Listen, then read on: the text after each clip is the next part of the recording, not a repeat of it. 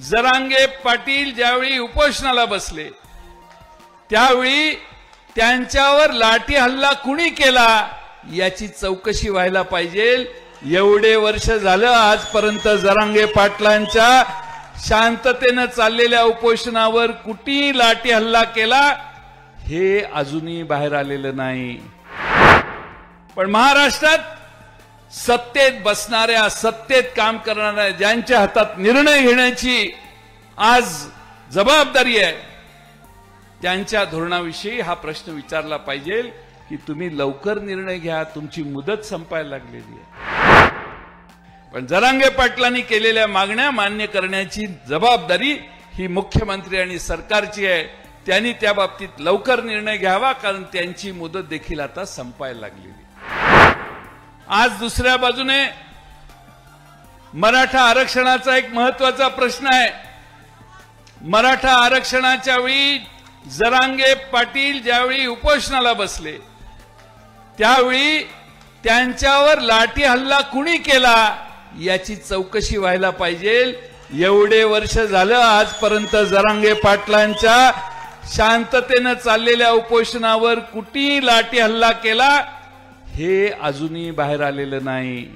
जरांगे पाटीलांच्या समर्थकांनी देखील अनेक वेळा हा प्रश्न विचारला, पण त्याची साधी चौकशी झाली नाही। आणि म्हणून जेव्हा लाठी हल्ला झाला त्यावेळी सगळ्यात पहिल्यांदा महाराष्ट्रात कुठेही काही अशा चुकीच्या आणि अघटित घटना घडल्या तर सगळ्यात पहिला जाणारा नेता म्हणजे शरद पवार साहेब आहेत। ते पवार साहेब त्या ठिकाणी पहिल्यांदा गेले आणि जखमींची चौकशी पवार साहेबांच्या बरोबर मी होतो, आम्ही सगळे होतो। जरांगे पाटील साहेबांनी एकनाथ शिंदे साहेबांशी वाशीला जाऊन काही चर्चा केल्या। जरांगे पाटलांनी आणि एकनाथ शिंदेनी काही चर्चा केल्या, त्याला आम्ही विरोध नाही केला। आम्ही वाट बघतोय राज्य सरकार कधी निर्णय घेणार ते। आमची तक्रार नाही, जो काही राज्य सरकार निर्णय होईल त्याला राज्य सरकारला आम्ही पाठिंबा देऊ, त्याबद्दल आम्ही काही दुटप्पी धोरण स्वीकारलेलं नाही। पण सरकारमध्ये आम्ही नाही आहे, सरकारमध्ये ते आहेत एकनाथ शिंदे, देवेंद्र फडणवीस आणि अजित पवार हे सरकारमध्ये बसलेले आहेत। जरांगे पाटलांशी यांनी ज्या चर्चा केल्या त्याचा तपशील आमच्याकडे नाहीये, पण जरांगे पाटलांनी केलेल्या मागण्या मान्य करण्याची जबाबदारी ही मुख्यमंत्री आणि सरकारची आहे।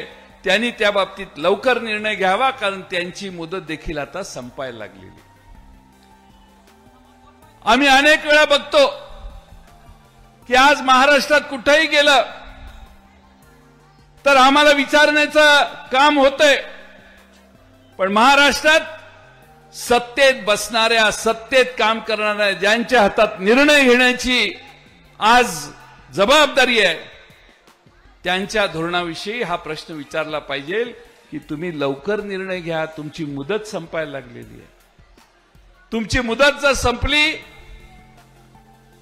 तर काय होणार? आणि आज निवडणुका काल जाहीर होता होता वाचल्या। 1 ऑक्टोबरला हरियाणाची निवडणूक लागली, त्याच्याबरोबर महाराष्ट्राची निवडणूक लागायला पाहिजे होती, पण हे सरकार घाबरलेलं आहे म्हणून निवडणूक पुढे ढकललेली आहे। राज्य सरकारने लोकांनी प्रश्न विचारले, पत्रकारांनी, तर मगाशी सांगितलं अमोल कोल्हे साहेबांनी ढिगभर कारणं दिली यांनी। निवडणूक आयोग इतका बायस असू शकतं हे वारंवार आपल्याला दिसतंय, आणि म्हणून माझी आपणाला विनंती आहे की आपली लढाई थोडी लांबली आहे। आम्ही या सरकारच्या विरोधी लढतोय कारण भारतीय जनता पक्ष आणि त्यांचे मित्र पक्ष महाराष्ट्र ओरबाडून खायला लागले। महाराष्ट्रात भ्रष्टाचाराचं वातावरण मंत्रालयात निर्माण झाले, प्रचंड मोठा सुळसुळाट झालेला आहे। कॉन्ट्रॅक्टर आणि बिल्डरांचं हे सरकार आहे। कॉन्ट्रॅक्टर आणि बिल्डरांचं जे सरकार आहे त्या कॉन्ट्रॅक्टर आणि बिल्डरांच्या सरकारमधून महाराष्ट्राची सोडवणूक करण्याची जबाबदारी मित्रांनो तुम्हा आम्हा सर्वांना आहे। मी तुम्हाला 2 उदाहरणं देईन. मी काल एका सभेत दिली.